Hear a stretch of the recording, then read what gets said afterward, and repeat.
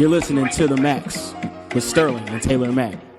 Highly opinionated, and you just might learn something. Come on in and enjoy the listen.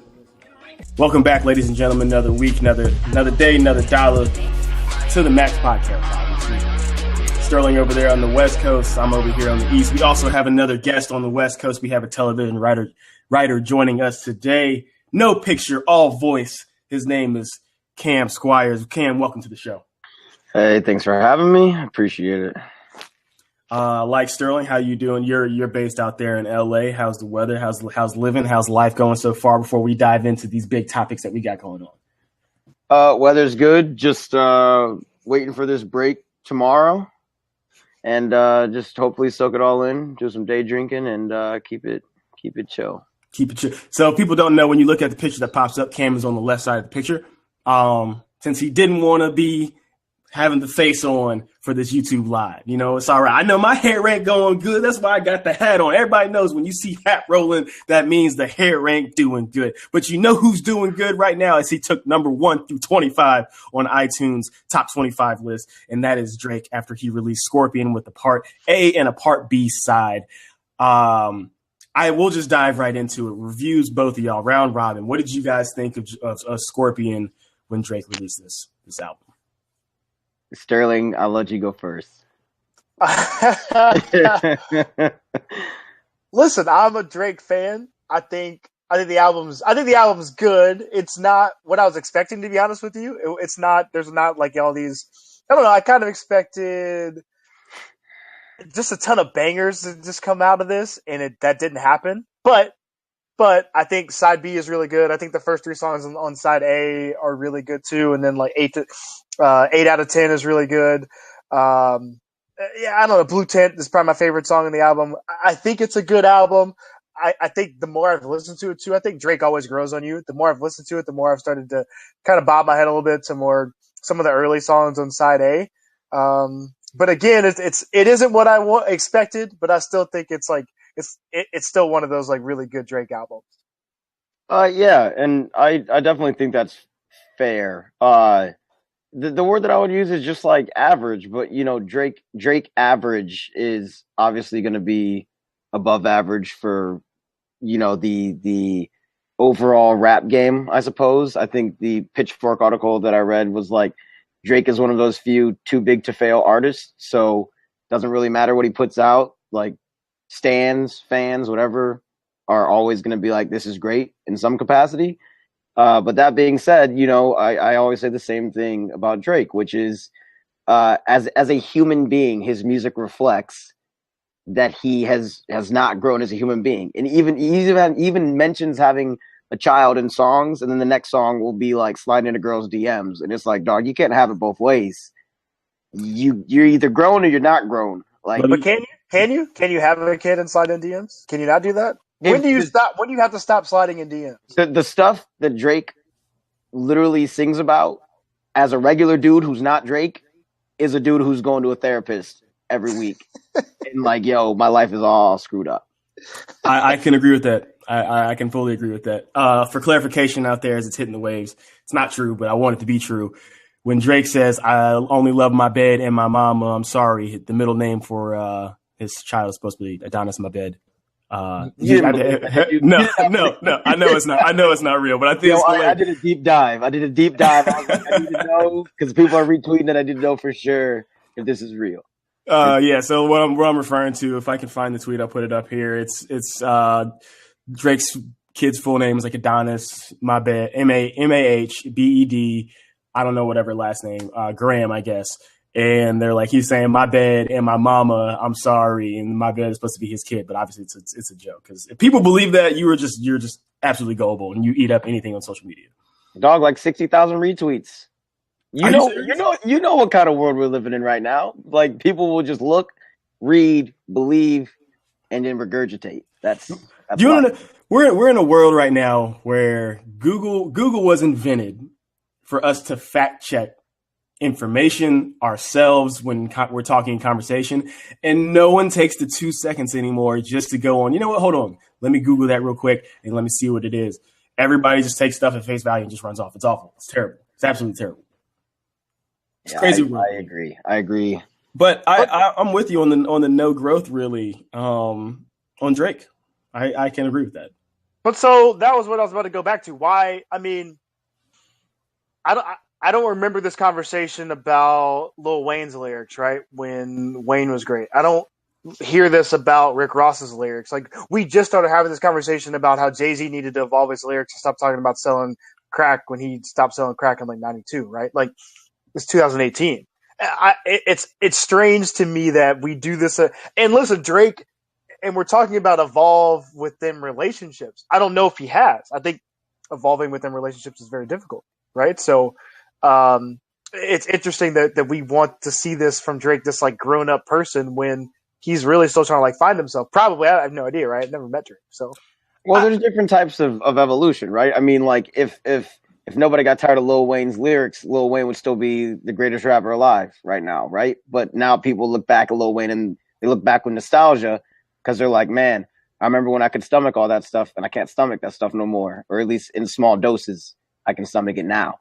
It depends on which version of Lil Wayne, though. I think when it comes to stomaching, there's a codeine version of Lil Wayne, and then I was just smoking a lot of weed, and my lyrics were fire as I'm coming off of Cash Money, Lil Wayne. Yeah, I mean, you're talking about I have a plethora of metaphors in my back pocket that I can just throw onto a piece of paper and it'll work. Lil Wayne, which was the most popular Lil Wayne, oddly enough.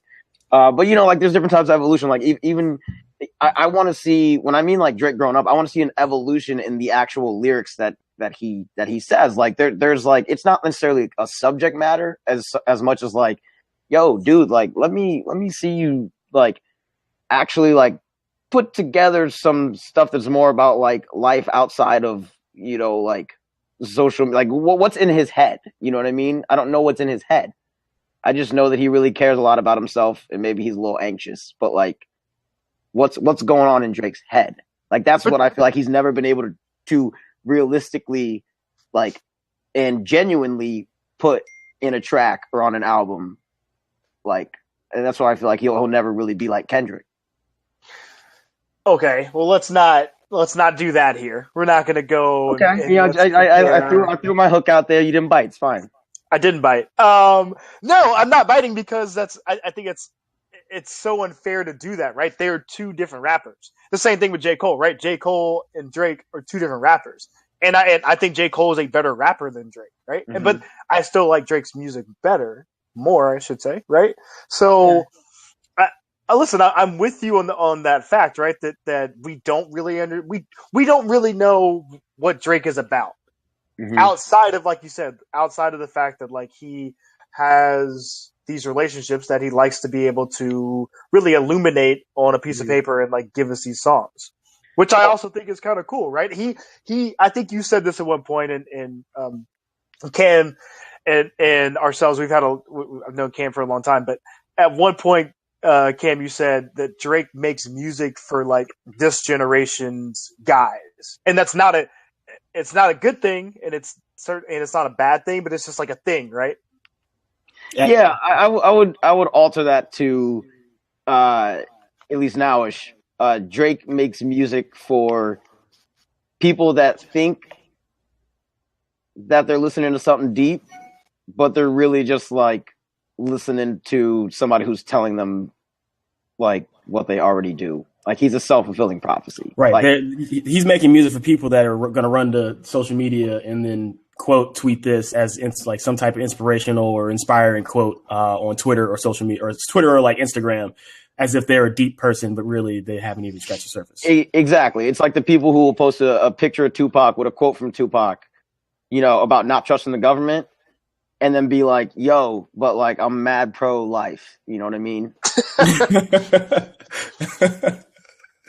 I do think that's where we're kind of at with Drake. We talked about Drake a little bit a couple pods ago, and he rides the wave for making music nowadays. And I think if social media wasn't as big as it is or as influential as it was, so say like when he did the Meek Mill whole beef, and then he used social media perfectly to eviscerate Meek Mill, you never saw that response come back. But then you see the response you have on social media and how you can put songs out and how you can manipulate and do things this way and that way. If something rides the wave and catches, a big follow or catches the viralness of it all. So like, take care. Take Care was an unbelievable album in my personal opinion.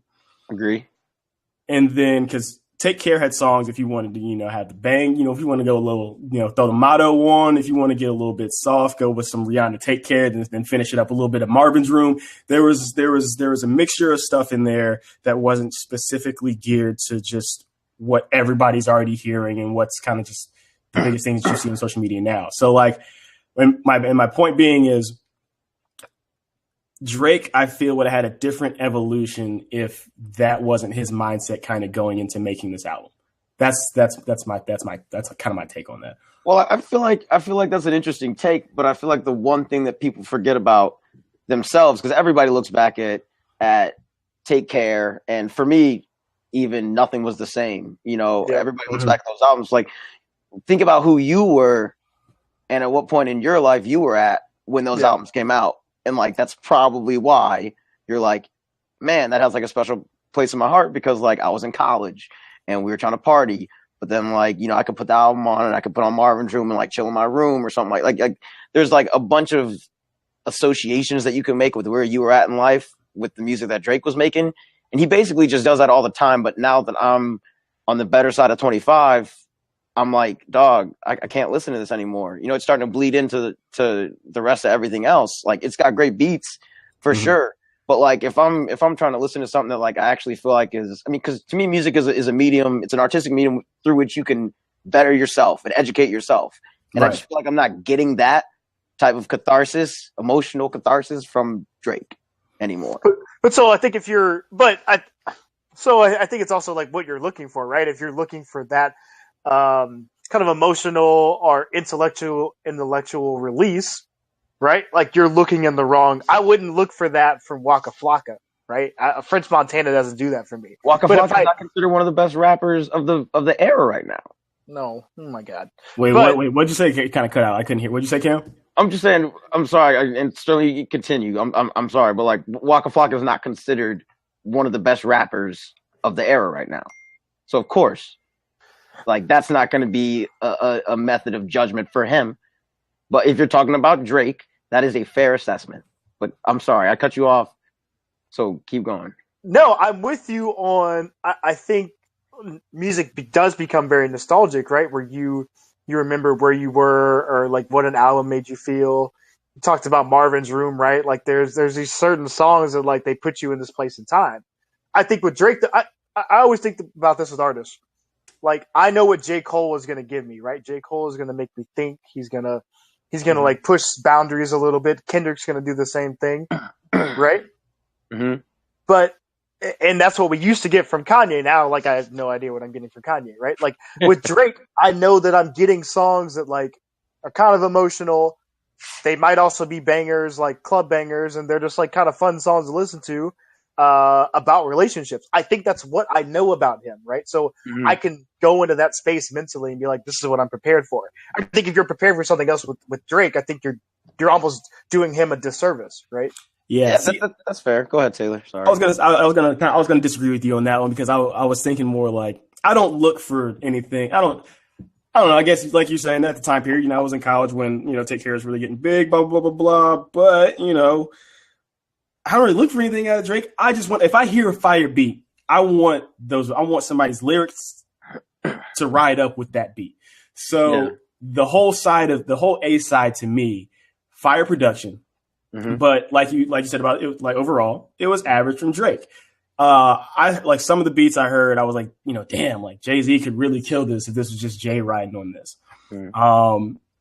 And it just, that's where I said, we were off air and I said, I think Drake can't sustain himself by himself on these current generation type beats. That's why the B side is Drake, more so Drake, right. Has that Drakey vibe. Like the A side, he needed features down that whole list just to make that really popping, because the beats were fire, but yeah, to me, I was just like, he just didn't justify the beats lyrically. But to go back real quick, this man is poetic by saying, I F my money up, now I can't re-up, ran up in his spot just to get my stacks up. Now I'm back on deck. So shawty, what the F you want? Heard you talking cash, but this ain't what the F you want. That's Waka Flocka at his finest. What you talking about, Cam? What you talking about? Hey! All I said was Walker wasn't the best of an era. I didn't say anything about the man's lyrics. If anything, Sterling said something about the man's lyrics. I'm just saying, at the end of the day, for me in the Drake argument, it's like, yeah, I get it. Expectations should be kind of put into a box. Like, you should say, like, this is my Drake box of expectations. And, like, every time he comes out with an album, you open up the box, and you're like, all right, cool. Like, he fits into this box. That's fine. But to consider this man he's always in the same talks as, like, he catches less flack than, like, J. Cole does. Like, to have this man. That's true. As one of the best rappers right now, and for people to call him that consistently, to me, is just a pure falsehood. Like, because we already have to limit our expectations every time the man comes out with an album just to make it good, basically. You're saying, like, I'm limiting my expectations so I don't like this. Like, when you go into a movie that you know is going to be bad, you see this movie with The Rock, Skyscraper, you go into that movie. I knew it was going to be bad. If you go into that movie, you're like, well, let me limit my expectations because, like, I'm going to try to enjoy it. That's what you're doing with Drake. But then we're turning around and we're like, no, but give Skyscraper an Oscar. You know what I mean? Yeah. That doesn't work. I could agree with that one. I can agree with that. Yeah, that was a good analogy. I can fully agree with that one. That was a painted picture for all the listeners out there. If you're listening and not watching, that was well done. Well done. So where do we rank the album then? So Take Care is peak Drake. I would say Nothing Was the Same is right after that, and probably if you're reading this, it's Too Late, right? Those are probably his top 3 albums. Where does this one rank? It's hard to even put if you're reading this is too late because there are so many throwaways on that one too. Like recently Drake's last 3, there's been like 3 to me personally. There's been like 3 songs in there where I'm like, all right, I'll probably play this over again. But then the others are just like, it is what it is. I won't really turn this back on. Wait, so you didn't like if you're reading this is too late? I thought it was okay. I was gonna say I think we could probably limit this, like, just because, like, if we've already said that Take Care followed by Nothing Was the Same, and I think we can all agree that this latest album was not better than Nothing Was the Same. Like, Thank Me Later, or I'm sorry, is it Thank Me Later or Thank You Later? Thank Me Later. Okay, Thank Me Later. I think we can all agree that is probably, like, not in contention. It's like his first one. So, like, I would just say a direct comparison with Views is probably the best way to go about this one. Like, I think Views is better. I think Views is better. You think Views is better than this? If Views is better than this, then I'm gonna go straight back to he's been getting worse and worse. Well, no, I mean, I understand that, but I think, I don't know. I need to kind of go into that. I think a little bit more research. A little bit more research. Yeah, so that's fair. That's fair. And that's tough for me because I think if you're reading this, it's too late is like a really good. I mean, it's more of a mixtape than an album, but I think it's really good. So yeah, and there's a special place there because I was in Atlanta when that came out, and hearing it in that environment because Future is just like king. Like hearing it in that environment is just different than hearing it at, like, in Los Angeles. I feel like if I had heard if you're reading this, it's too late in California, I'd have probably been a little bit more lukewarm on it. But I actually ended up liking it a lot just because you hear it in the right scenarios, the right settings, and it kind of sticks. Yeah. Although it's joint, where can we throw in what a time to be alive? I think that's what you're talking about. Sorry. Yeah. Okay, that's what I was saying. Sorry. Yeah. So even though that is joint, we can include that in for Drake or no? Yeah, it's a joint album. I'd put that one number 1. Okay. That was going ahead to Take Care for me. What a time to be alive. That's a hell of album. Yeah. From top to bottom. I'm not you can obviously hit all of your emotional ranges. I know that on Take Care. Take Care is fine. That's the point. That's the biggest difference between the two. But just from being like, I could throw this on at the beach, I could throw this on pregame. You can kind of do the same for Take Care, but it's going to bring in a different vibe. It's going to bring in more of a Jodeci vibe that you're going to feel around there in the room at some point in time. Nah, it's What a Time to Be Alive was a hell of an album. You know what? I'm just going to concede this one because I already mixed it up with If You're Reading This Is Too Late, and that's slightly unforgivable in my eyes. So yeah, If You're Reading This Is Too Late, it's like Jungle 30 for 30 freestyle. Have this one. But I agree. I don't think Drake needs to be labeled at the end of the day as a top rapper at all. I think he's a good artist because he knows how to get on waves, catch on beats, and then make stuff that next thing you know, people are quoting, or you got the Black Boy dance to from Shoot, like stuff jumping on stuff like that lately. But like the verse off of with Rick Ross and God, what was the song off of Rick Ross's mixtape? Us. My bad. There we go. Oh, okay. That was probably one of Drake's best verses ever. I mean, you already know. I've already told you guys what my favorite verse is. It's from Paris Morton Music. Basically his version of Aston Martin Music. I think that's the best Drake verse ever. I think it's talked about real stuff. It was relevant. It got emotional. Like that to me was like, this is who Drake could be all the time. But I think we all have agreed that he's most certainly not that all the time, and he doesn't necessarily need to be. That's just what I would want him to be, which is unfair. So out of 10, what's everybody ranking this album? Probably 7. 6. I'm gonna go with a 6.7. 6.7 or 6.5. All right. I'm altering mine then. I'm gonna go with 6.33 repeating, since we're gonna go into deep decimals. I didn't go into deep decimals. You said 6.7. That's just it's too odd. I need to up I adjusted it to 6.5.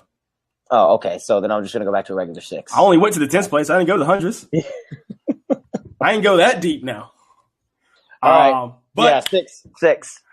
But not a bad album, not too bad. But Cam, I know you have to go, but real quick, what did you think about the Boogie trade last night? As we're going to dive into some basketball talk. I can stay. I just told him I couldn't go to lunch, so we're good. Oh, okay. Oh, look at that. We are Cam for the pod. We are treated to the guests the whole time. This is going to be good right here. All right. Now we got the 3 around the table. I wish we could have like the view that they have on not First Take. I guess First Take of the Skip Show, where you have 3 people at the table and roll it around with the camera view. What did you think about it last night though when you saw the news with Boogie going, Rondo coming to LA? What's the vibe in LA since we got boots on the ground there right now? What have you seen, Cam? Are people going crazy? Are they going nuts? What is going on in LA? Please give us an update. LA is kind of split, at least from what I've seen and heard. Some people are just like really not all that welcoming. They're like, yeah, the Lakers definitely needed somebody, but like people have been hating on LeBron like it's been their job since the decision, and I still don't know why they haven't forgiven it, if there was even a need for forgiveness. But it still seems split, where some people are really excited, other people are like, we'll see. And then the as became like, well, did we really do this correctly when they brought in Lance Stevenson and Rondo, which is a whole different ball game. In terms of the Boogie Cousins, like I tend to not really be an alarmist anymore with like NBA trades, because like it's just too like I can't be screaming every day that something kind of crazy happens. And now with Twitter, like other athletes can react to what's going on, and it's just too much. So I saw it and I was like, I don't really think that that's good for basketball, considering that they're basically the Monstars now up in Golden State. So like, that's not fair. But it's not even really about fairness to me. Like to me, like people are still going to compete against them, and they're still going to try to win and stuff like that. It's more just like it just looks stupid. It makes it look like the league is a joke. Whether they built it from the bottom up, bringing in Steph and recruiting people and stuff like that, or I'm sorry, drafting people. But it just seems like what are you playing at? It's just like why did you feel the need to do this? It makes it feel like their competitive edge just isn't quite in the same place as it used to be. Not to be an old head, but like the times of Jordan and stuff like that, when people had their big players and those big players went at it. Right. So I'm like I said, it's not fair. Well, I'm saying it's not fair because we all know the season will be fun. You're gonna have your story. You're gonna have your storylines go, but then when the finals hit, like it did this year, it was anticlimactic because if they didn't get game one, there was going to be no type of momentum for there to have any type of chance. And then, lo and behold, swept. And then that's what's going to happen. No one should show up from the East if it's not the Celtics or the Sixers. No other team. I don't care if they make it to the finals somehow on a miraculous run needs to show up in the finals because it's going to be embarrassing. Well, Do you think okay. LeBron takes? Oh, I'm sorry. Go ahead, Sterling. I think, okay, can we go back a little bit? I think it's interesting. I understand what you're saying about competitive edge, but are the Warriors – I think there's two questions, right? Let's take us all – we all played sports growing up. We all played on – or Cam, you and I both played baseball, right? So I know I joined – I played baseball when I was 11. Don't get it twisted. All right, so I know that I was on like a travel team, and there was a better travel team out there with better players. And I know I joined that team because I felt like that was going to be better for me. We were going to win more, all that other stuff, right? I wanted to play with better players. That's me at 13. So it's so. And listen, people do that all across the country, right? I'm gonna have to stop. I'm gonna have to stop you there. Go ahead. What? Such a bigger sample size of players, so that you can have 50. You'll have 50 Monstar teams across an AAU circuit because there's just that many more players vying for travel baseball or travel basketball. So you can join up and still run across a mirror team of your talent. You can't do that in the NBA because the gap is already so narrow from players coming from college, and then it's still narrowed down. But how many total players is in the NBA? So it's just different. It's thousands of players from here to now. The funnel and the scope is so limited and so narrowed down. It's not the same. I agree with you. Oh, go ahead, Sterling. You respond to him. I agree with you. I'm just saying, I just wonder why we have to look at that as, I mean, listen, people do that, right? You look at a team, you're like, man, I kind of want to play with those guys. Like, that seems like a great fit for me. This might, for Boogie's perspective, right? This is a big thing for him to show that one, he can come into a team that's already built and like be, not crazy and get technical fouls.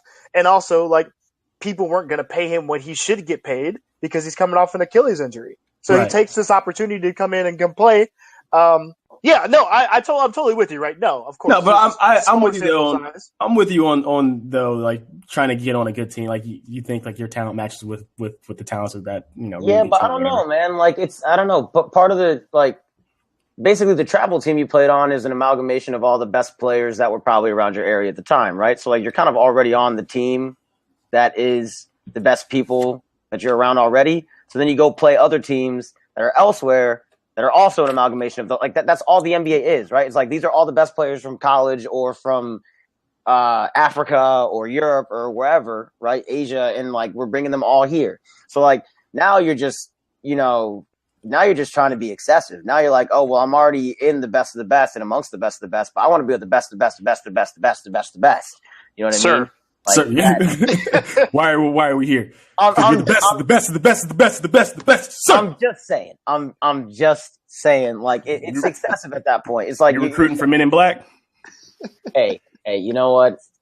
That's I made my point. Points been made. Points been made. I'll let you guys run whatever jokes you want to run with, but the point has been made. No, you've seen Men in Black though, right? Yes, that's the scene. It's understand the reference. We can't help it. We can't help it when the reference hits. We let them fly. But no, I'm with you on that one. First off, can we backtrack real quick? How do you spell amalgamation? That's a hell of a word. I like that word. What I like that word. AMAL. GAMATION. I like that word. Added to my Stephen A. Smith category. Just learning over there. Okay. That and a Just for Men subscription, right? Just for Men. Oh, I'm sorry. What are they? Rogaine. There we go. Whatever's for the receding hairline. You're talking about Stephen A. Smith. I got you. Yeah. Cool. It's cool. Bad joke. Got it. We'll move on. That was terrible. You can't win them all. Okay. Okay. So, but I'm with all that actually, right? Like, I think it's weird. I think for me, it's weird. Like, I live out here. I think it's been cool to have KD. I understand people getting angry about it, but like, it's also for me, it's like teams can get better or like players can get better, right? Like, it's tough to get to Kevin Durant's where he is or where Steph is. I get that, but you can also get better or try to like find ways defensively to beat them. Now it's like you have literally no shot. Like you had like a percentage shot before, like the Rockets came close, right? Now you have no shot. And that feels weird because the NBA is like my favorite league and you just want like a compelling playoffs. The regular season will be compelling because guys are fun and it's a fun league and guys go at each other and all that type of stuff. But when it comes down to it, like we kind of know the answer. Not like we haven't the last couple of years, but like we really know the answer now. Yeah. A lot of stuff can happen though, right? Like, I mean, Boogie gets hurt basically every year. So, True. I mean, there's a chance he's not even playing in the finals. And, you know, there's a chance Kevin Durant, it's like, you know, there's always that, like, True. It's up to, like, you know, they may not even be at full strength when, you know, said finals are going to happen. But, you know, I think you are right at the end of the day where it's like you can enjoy all the lead up that you want. But, like, if they have those 5 starting guys, you're probably getting swept. Like, you know, no matter, like, LeBron, if he gets there with the Lakers, I mean, he's not dropping 80 points, you know, in an effort to beat the Monstars. Like, that's not gonna happen. The only way the Lakers have any shot, and LeBron knows that the Lakers are a 2-3 year project to get them to where they really need to be. But the only way that they have a shot this year is they get Kawhi Leonard. But I don't see that without losing some of the young talent that they have that Magic says he doesn't want to get rid of at all. He wants to keep that young nucleus and help and let them grow.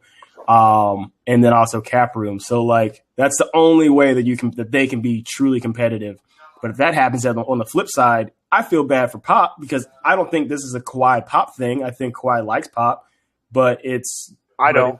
You don't think he likes Pop? I thought it's more so management not trusting the management and how everything was dealt with his injury. Because that's the way I've looked at it. Pop has always had that person that he'll be able to mold. Obviously, the biggest difference with Kawhi, opposite of Tony, Manu, Tim, he wasn't drafted. So what? He wasn't drafted to San Antonio. Yes, he was. I thought he was brought into San Antonio. No. I thought Kawhi was brought into San Antonio. That doesn't make no. He was literally drafted by the Spurs in the late first round. Oh, I thought for some reason he was drafted in. I mean, traded in or something like that. No, he's 27. Anyways, no, I don't think he likes Pop. I think whatever. There's something happened with that relationship. It went sour. I also think the Jordan brand stuff is big, where he wants to be a well-known guy within the shoe game and all that stuff, and he's not right now. He's not paid that way. He doesn't have a signature shoe, and he feels all that is because he's in San Antonio. So I don't know how you get around that stuff. I don't know how you get around. How is Kawhi even going to market a signature shoe when he says like 3 words? Exactly. Like, he's the quietest superstar. I mean, I don't know. Like, to me, Pop has always seemed like he's. I mean, I haven't met a single player who hasn't confirmed that Pop is a player's coach, right? Like, I mean, most of the players who have played for him seem to think that he's like a pretty good dude. I just, and even given Kawhi's personality, like, I don't know. It seems, the whole situation just seems off to me. I feel like there's something there that we're not being told that like is probably something kind of crazy that we're just never going to know for like what's going on there. But like, yeah, it's weird. It's weird. Well, yeah, playing for Pop is like playing for Belichick, except Pop is a socially conscious coach. At least in the media. Pop's not an asshole. Like that's. I think. I'm sorry. Are we allowed to curse on here? Yeah. Yes. Okay. Well, yeah. Pop's not an asshole. Like, you know, I don't. Yeah, I'm not gonna get started on Belichick, but I don't. Yeah, we don't need to get on the Belichick road. I think Pop is though. I think he's just like, people respect him at the end of the day, right? But he's a competitive. He's like Kobe, right? Like I think he is in between the lines. Like he'll yell at you, he'll say whatever, but he does it to everybody. So you kind of respect it. You respect it more, I think. And he demands a lot out of people. I don't know what, like you said, I think this is like a weird situation. And if Kawhi sits out next season, like why would you want him on your team going forward? Like what type of player is that who's going to just be like, I'm under contract, but I'm upset, so I'm going to sit out another year because I'm upset? Like why would a franchise then want to trust you? Yeah, at that point you just got to cut ties, and then everybody's got to just move forward and move on. But yeah, I mean, Pop is that coach. Pop coaches, and that's the thing that I've always liked about Popovich is that Doesn't matter how big of a star you are, what your contract is. You're going to get coached on the court, and you need to be able to fit into the system and the things that I want to do. On the flip side, off the court, I've always felt that Pop was more, connecting with the players, and it wasn't always just strictly a business relationship between, Pop and said players. So that's why I it's hard for me to see Kawhi and Pop not getting along, and that's why I hope that it's more so this Kawhi not getting along with overall management, but who knows? And then I guess by all reports, he wants to just get out to LA anyway. So right. But yeah, I mean, I agree with if you sit out. I mean, has any other player that I can think off the top of my head done that? Not a top 5 player. I don't think any. I mean, outside of Derrick Rose, right? Like, not a player. And the Derrick Rose thing was mental, and there's so many factors there. But not a player that was a top 5 player previously and just decides to sit out because he's upset with management or anything else. I'm upset. Oh, boy. And the rest of that song goes. That's Drake. Shout out Scorpion. I think that song has grown on me a ton. Like, because that was one of the singles, and I was like, oh, that's kind of trash. And then now I'm like, every time Still I hear trash? It's still bad. Yeah. I mean, I just feel like there's nothing less threatening than Drake saying he's upset. Yeah, literally. You know who? My bad. No, go ahead. No, you can go. My fault.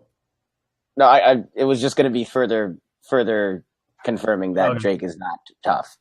Okay. What I missed this point earlier in Scorpion, but real quick, I think Pusha T actually ruined this album for Drake, 100%. I think he helped it. I don't think he helped it at all.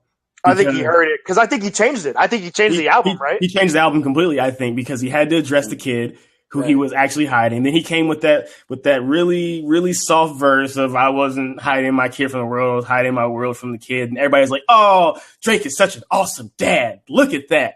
No, he was hiding a kid. He really said he'd only seen his kid once in March 14th. Yeah, he was really hiding this kid. Like if Pusha T didn't say anything, he would have never been mentioned on this album. Well, I mean, I was thinking more pure numbers. Like I think Drake's album still, like a mediocre album, still did really good numbers just because of the attention around it.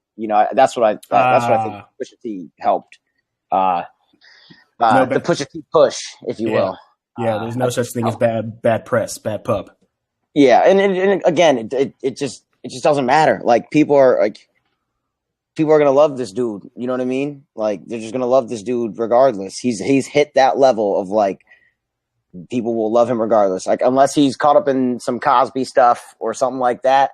Like, I mean, people still love Chris Brown, and it's like if that's any indication of like how far people are willing to go to be like, nah, I don't care. I love him. I love his music. Then like Drake has hit that level. Yeah, I mean. That's a whole that we could dive into C Breezy. I think C Breezy is one of the top talents of all time. I don't agree with what he's done outside of the music realm, obviously, but when it comes to on the track, that boy almost he might be a legend. He might end up being a legend at the end of the day. He can't be a legend. Like he literally can't be. Because Michael Jackson's a legend, and there's a lot of controversy around him. But do you believe? Like I don't So I don't know if I've ever told this story on the pod. I stopped by Neverland about a year ago, actually.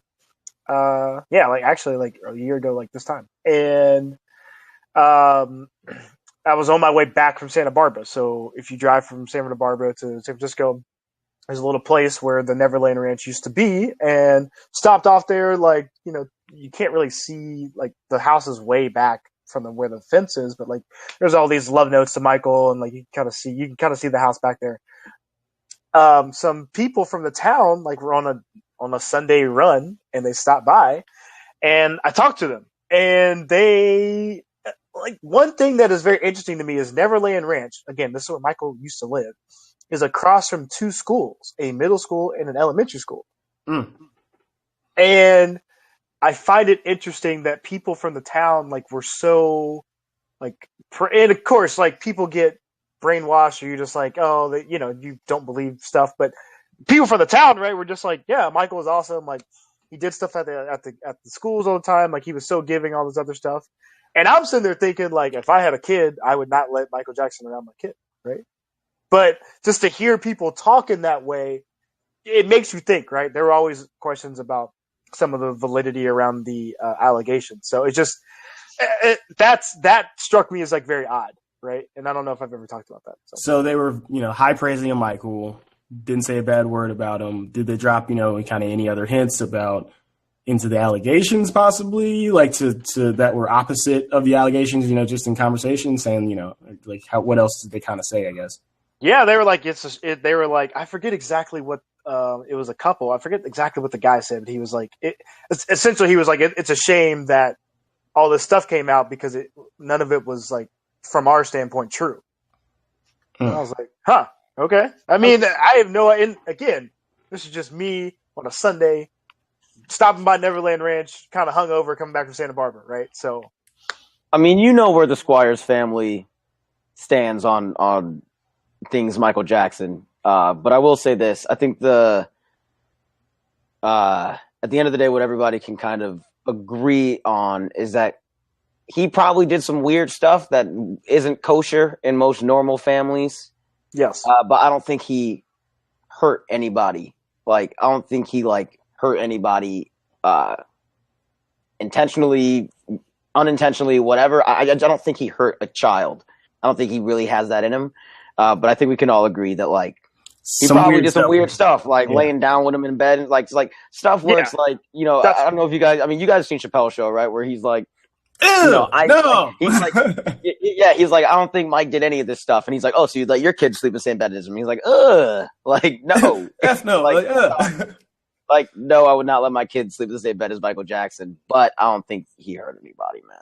Yeah, that's how I've always kind of felt that way. That, of course, that is and there's so many psychological things we could go into about Michael's childhood and all that other stuff, but you can't be sleeping with little children. That's let's start with that, right? And I can't even. There would be no situation in my adult life where I'd be like, hey man, let me just slide in, with this kid, and we're just go night night. That's not a thing.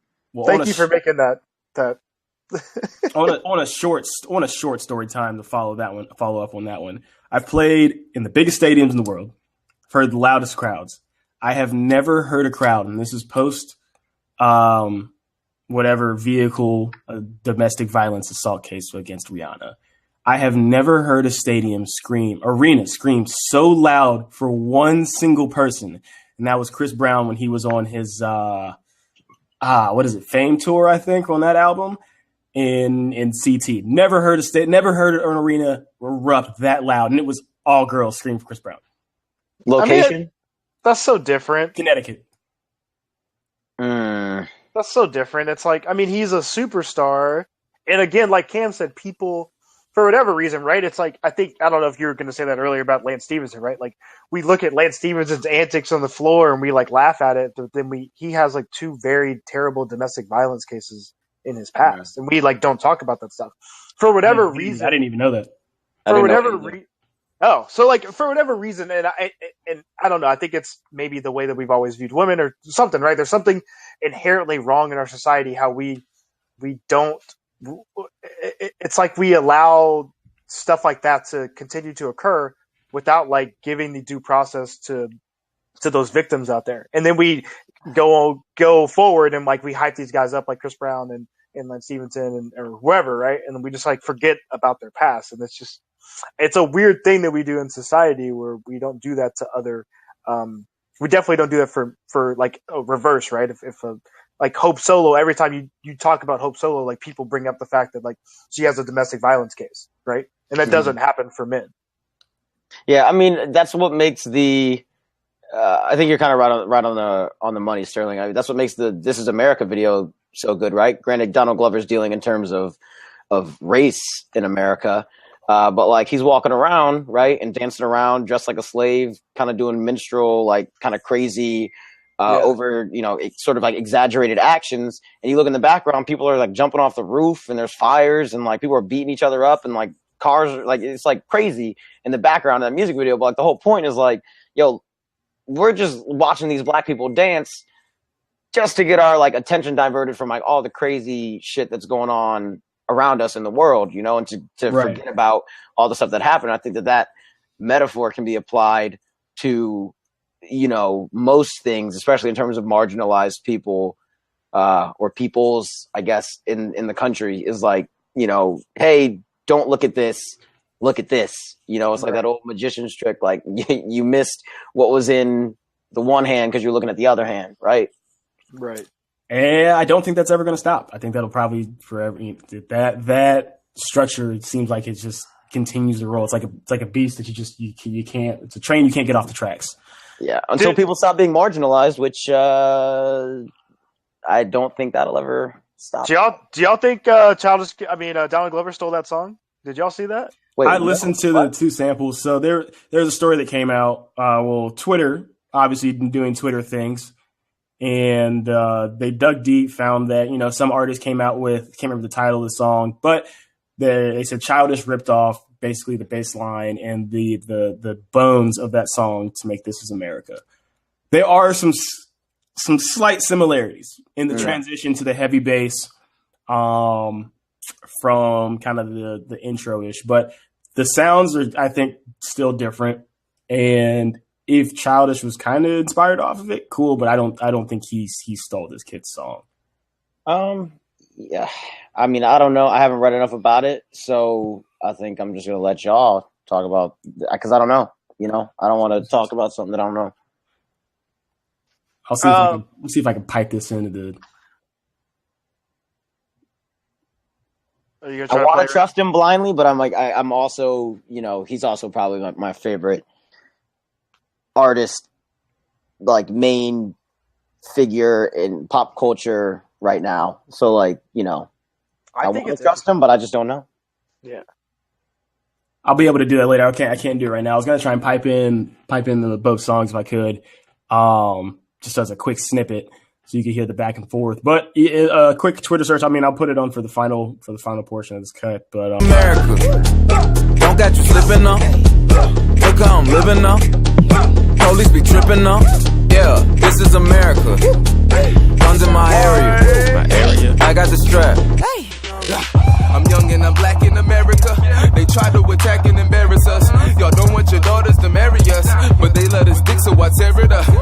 Got her wetter than mariners. I don't think that he really took it. I don't think so. I think he's too creative to just be like, I'm just gonna rip somebody else's stuff off and Quentin Miller this.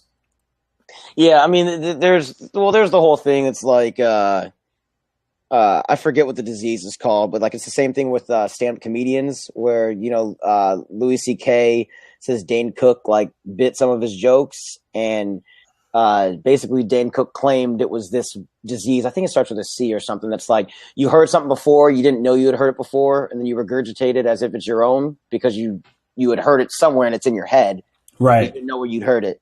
And I feel like you could probably easily run into that same thing with music, where it's like, I heard this kind of beat before. I don't know where I heard it, but like it's in my head. And so, I'm going to put something out that's like that. And, there's so much material out there in the world right now. It's tough to not have there be some sort of overlap, I agree with that. And it kind of rolls into just kind of all media, whether if that's music, movies, like you said, with comedy, there's been so much material done. Ideas, even though if you think it's a fresh one for yourself, like you might be emulating or pseudo copying somebody that's done it prior. Like I was thinking the other day, like how like every movie you see is either a regurgitation of a new Marvel's movie or something like that. Obviously, I understand the contracts and how you have to spin out so many in so many years, blah, blah, blah, blah, blah. But it just doesn't seem like there's fresh movie ideas out. Or, and I'm just like, how hard is it to try and make up, like a new storyline? And I sat there for a while, like thinking like, oh, this would be cool. And then like there's another movie that's been done like this. And so it is hard to create. It really is hard to make something fresh. That's why I liked, Bright. I don't know. Everybody talked about this on Netflix for a while ago, but I thought Bright was a good movie. It was entertaining. And once you got past like the fairies and whatever, I was like, all right, I'll accept it. Whatever. It's interesting about Bright. My girlfriend actually was in charge of marketing it, and if you look on Rotten Tomatoes, its audience score is so much higher than the critic score, which is actually becoming a pretty common theme for a lot of these bigger movies that come out. Is like people are like, hey, we really like that. Like, well, I'll say people in the middle of the country are like, we really like that. And the critics who are on the coast are like, that was awful. But basically what my girlfriend said was her plan for marketing. It was like, I'm not going to worry about anybody in New York or in LA. I'm going to worry about everybody in the middle of the country and worry about whether or not they like it. And so she marketed hard in the middle of the country and like real soft on the coasts. And then you look and the movie made a ton of money, all like in middle America, gets a sequel that they're working on now. And, you know, we're back to the races trying to make more money. So it's really just kind of this crazy thing, like where people are, I feel like the general public and the critics in Los Angeles are just like so split, you know? And I think that each side thinks that they sort of recognize the other, but they really don't. And I feel like that kind of bleeds into politics too. Yeah, I don't know where I read this quote though, or who said this, but I think it was Zoe Saldana. Saldana? Yeah. And she was saying, and this is in between just, you know, like Hollywood actors, I guess. She's like, there's two sides. She's like, you have like basically people that do, you know, the superhero movies, and then those that think that they're doing, you know, the deeper dive in type of roles where you're expressing whatever, like whatever that water movie or The Post, or like those type of movies. And so like there's two different types of actors. And I think then from that then separates it into the review section. So you're going to have those, you know, Rotten Tomato reviewers that always want to have something more deep into a movie. You just can't have a movie where you can turn your brain off and go and enjoy it and be like, oh, that was a really good movie. They'll never come over and be like, yeah, I agree, that was a good movie. But they're going to be like, no, it didn't have depth. It didn't have blah, blah, blah, blah, blah, blah, blah, blah, blah. So yeah, Bright, like a movie like Bright will never get a fair shake by the critic standards, but the American people, yeah, they can switch it up and see something like this, or see the Post and say it's a good movie, and see Bright say it's a good movie. So that was smart to just go at it for a different marketing tactic. Because you are, you know, into the into that scene, the television world, and you know the movie world as well. Can you kind of elaborate a little bit more on, because like on the ideas portion of things, is it really hard generating new ideas to try and bring something to screen that it's never really been done before? Do people like to take chances like that, or is it more so like they like to just stay in the steady lane? Man, that is, I think, so much more complex of a question than you meant it to be. But it's okay. It's because it's there's a lot of factors. You know, at the end of the day, the reality of the situation is that movies and television are a business, right? In order to remain relevant in that business, you have to have capital. And so the amount of risks that people can take on ideas that writers come to them with, or things like that, is limited, you know? So they have to say like, you know, they have to kind of like hedge their bets and like take chances. So like, let's say like as a young writer who's like, hey, I just got out of college, I got this really great screenplay. Like if we're talking about early 90s, mid 90s, you can take that screenplay, find the right person, and they're like, yo, we'll buy this. It's a good screenplay. Here's $3 million. We're going to go make it, you know? And that was the dream. You know, now, I mean, it's incredibly difficult to have a screenplay and go to somebody, even if you know somebody. Let's say you paid all your dues, you've done all your, you know, sort of bitch work jobs, and you go to somebody with a screenplay and you're like, hey, got this really good idea. They're going to be like, okay, well, what have you done? You're like, well, this is supposed to be my break-in, you know, this is supposed to be my opportunity to break into the industry. And they're like, okay, well, you're not a big enough writer right now for us to take a chance on this story. Whether the story is, it could be the next Oscar winner, you know, it could be the next big budget blockbuster movie, you know, it could be either one of those things. But if you don't have the right credentials leading up to that, they're like, where's the risk reward? Like, it's too much of a risk for what might be a minimal reward, especially if it's like an Oscar type movie that might be a smaller budget. So in this day and age, I don't know who the producer was or who the screenplay writer was for the movie, but a movie like Euro Trip and that type of storyline, do you think that would be made today if you brought that in? Like, that movie like that's never been produced or put out, and you walk in and be like, hey, I think this would be a great look, blah, blah, blah, blah, blah. They read it and it's great. Do you think like Euro Trip would have made it out, or it just been shelved? Maybe it depends. Like just pure subject matter wise and joke wise and raunchiness wise, I don't think Euro Trip gets made now just because culture has changed and like what's acceptable and stuff like that. But same exchange rate for Bratislava, $1.82 is going to get you a penthouse suite. Yeah, I mean, it honestly, I mean, the honest answer there is just purely, I don't know. It always depends on what that particular production company is looking for, what that writer's done, if talent's attached. Like, let's say that writer is just good friends with the lead actor, and he's like, yo, he already said he was going to do it. Like, his agents know he wants to do it, all this other stuff. Then they can maybe try to, like, that maybe puts it forward in a better position to be made because they've already got a couple of the positions already filled, and they can say, we can sell this movie because it's got this actor, this director, this writer already. Now we just got to go to the producers who want to throw the money at it, or if somebody's just rich, they can just finance the movie themselves. So the best person really in the industry to try and work for or to be is like Adam Sandler, where you've just made this much money and you can do whatever you want. Like whatever idea pops in your head, you can roll with it. 1,000%. I mean, like even my old boss, Ed Helms, like worked for did stand up for 10 years in New York. You know what I mean? And was struggling. And then next thing you know, gets a spot on the Daily Show. And then from the Daily Show, he gets The Office. And then from The Office gets The Hangover.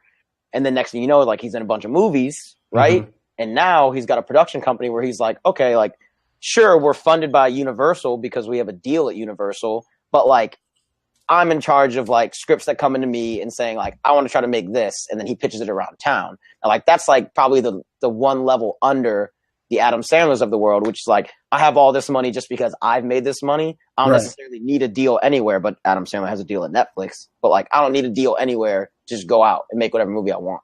So is Ed Helms basically bringing it to TV standards? Is he basically the Vinny Chase right now? Where Vinny Chase was at in season 8? I did not watch enough of the Entourage to get to that point. I couldn't stand that show. You didn't like Entourage? How do you not like Entourage? It's one of the best shows. Man, it's one of the best series ever. It was just lame. Like, it was lame. It's not, I mean... There were episodes that I liked for sure. Like, I'm not going to lie to you. Like, there were episodes where I was like, this is cool. But, like, it was just lame. I don't know. It was just lame to me. So, like, I've been rewatching it lately, like, on Sundays, just, like, chilling. And... at first, I was like, maybe this is going to be like like how we did with music, right? This is going to be a nostalgia thing for me. I think Entourage is awesome. I think, and I know it's not a real representation of Hollywood and like how everything goes and everything, but I think it's very exaggerated. Yeah. But I think it's a cool way for people to look into that scope, right? And into how a group of friends trying to make it out in Hollywood with one friend that like makes it big. It's interesting, right? And it's something that I'm sure everyone growing up kind of like wanted to do at some point. It's like, man, we could, whether that was in sports or music or whatever, right? So for me, I think it's a really good show. And of course, there's seasons that are better than others. Like, yeah. I mean, if that show were realistic, the reality of it would be Turtle. But like, imagine Turtle without Vinny and like that whole group, and just Turtle trying to get music artists and like try to become a rep. Like that's what it really is. It's like grinding extra hard, not making a lot of money, not necessarily having big names in your corner, but like, yeah, that would be probably the truest story of it. But like, you're not gonna make Entourage starring Turtle, right? Like, shit would be that boring. Getting the inside look into how the Hollywood wheel spins. Let me, Cam. I know we're getting close to our hour. Cam, let me ask you this. Yeah, what's up? When you are writing though, and I know you did some writing. Can we talk about that? Not only talk about Final Space, but you wrote season for Final 1. Space. We can. Yeah. Okay. Yeah. Season 1, Final Space, TBS. Yeah, if you haven't checked it out, check out Final Space on TBS.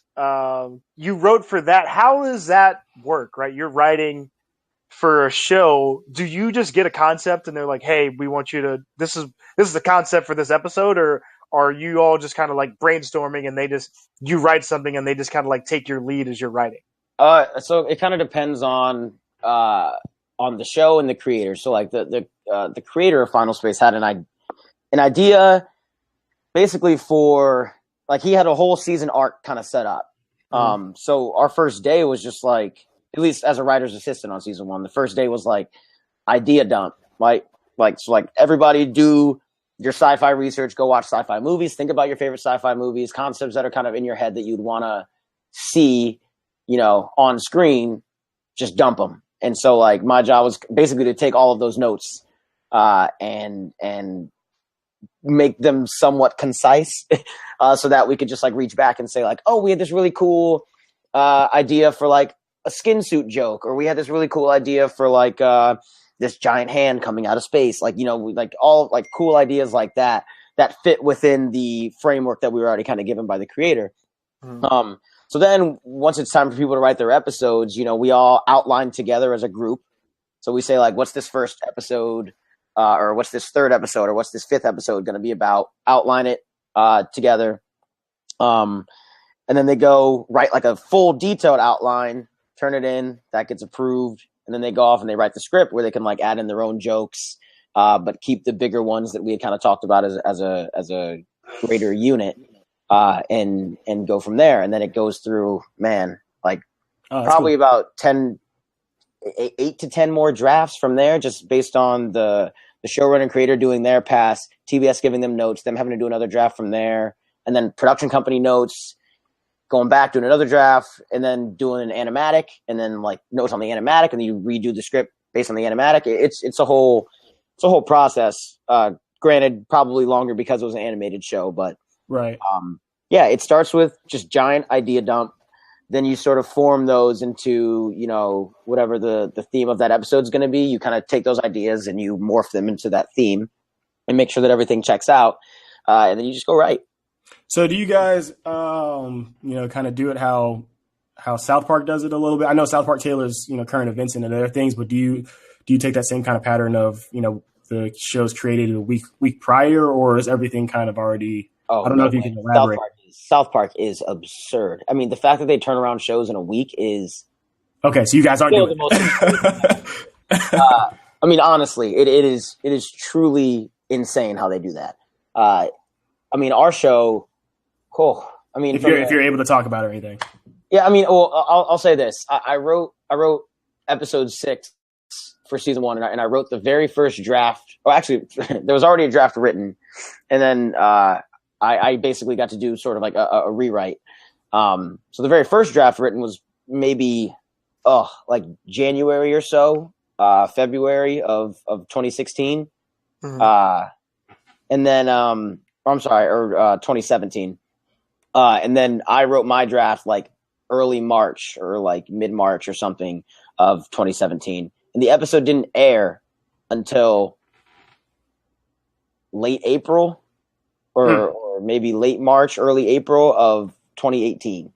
So like, it takes time. I bet South Park animates in-house. I mean, for most places, a lot of people animate in South Korea. Final Space animated in Canada. Okay. So like you have to do all your stuff. Then you have to have artists draw all the assets, characters, props, effects, explosions, like all that kind of stuff has to get drawn out individually. Then you ship all of that to the animation company. They make it all move, and then they give it back to you. And then there's going to be mistakes there. So you have to go through a whole nother process, cleaning it back up and then getting it redone. That's why South Park is so impressive. Honestly, it's because it's so simple, and they don't have to worry about so many of those problems that come about. They can turn stuff around like that, and then just to write in that small of a span is also just really, really impressive. Yeah, that's awesome. Yeah, it is. That's some stuff I didn't know right there. Yeah, it most animation shows it's going to take you a year or so to get the stuff from being written and fully, well, quote unquote, fully completed script all the way to on screen. Mm-hmm. a long and arduous process. All right, our final question to wrap up the show. Are you gonna share that Emmy gift bag when you get it? Yeah. Cause I know y'all get that like $50,000, $30,000 gift bag. So you gonna be bougie and keep it by yourself, or you gonna split it with all the boys? It'll depend on where my debts are. It's a good answer, but Cam, thanks for coming on for the whole show today, man. We appreciate it. It was fun, lively, great insight. It was a great amalgamation. I definitely didn't use that right. But It's okay. Okay. At least you didn't have the Stephen A. receding hairline joke. That was That was bad. That was bad. low point. Can we edit that out? Is that no? That's gonna be right in there. It's gonna be right in there. That sucks. But like it was at the beginning of the episode on YouTube, we dropped all of our social media where you can find us out on IG, on Twitter, Instagram at @ToTheMax_podcast, Twitter at @ToTheMax Radio.